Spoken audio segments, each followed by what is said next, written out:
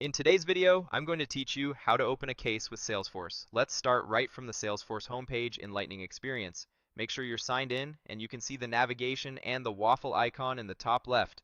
That waffle is your app launcher. Click the app launcher, then search for and open cases. This takes you to the Cases tab, typically landing on a list view like all open cases so you can see what's already in progress. From here, create a new case. Click New to open the case creation form.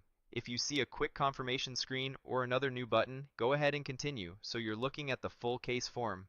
Begin by setting the case priority so your team understands urgency. Open the priority drop-down, which may initially show a placeholder like None, and select the appropriate level. For this walkthrough, choose Medium, but pick what matches the impact and timeline for your situation.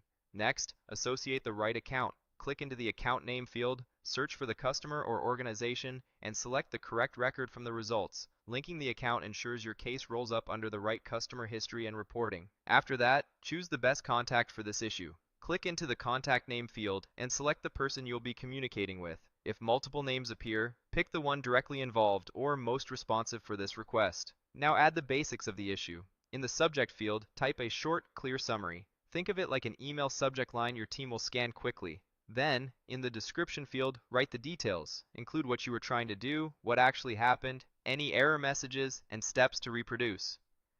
The more specific you are, the faster the case can be triaged and resolved. If you have internal references, paste them here and keep any sensitive data out of the description. If you want the contact to be notified immediately, look for the option to send a notification email to the contact and click it. Then confirm by checking the corresponding checkbox. This sends an automatic update so they know the case is in progress.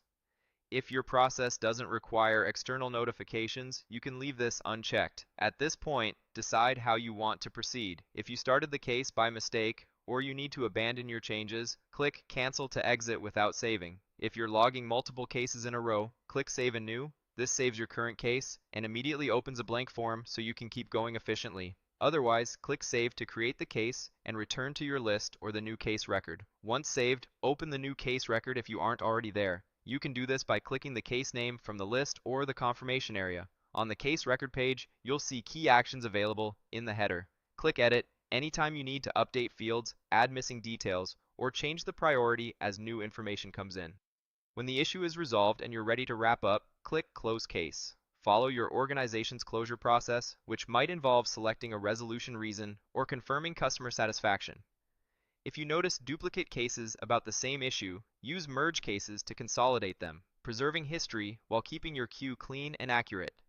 Finally, when you've completed all required steps or tasks tied to this record, click Mark Status as Complete. This is especially helpful for tracking milestones or internal workflows that sit alongside the main case lifecycle. And that's the full flow.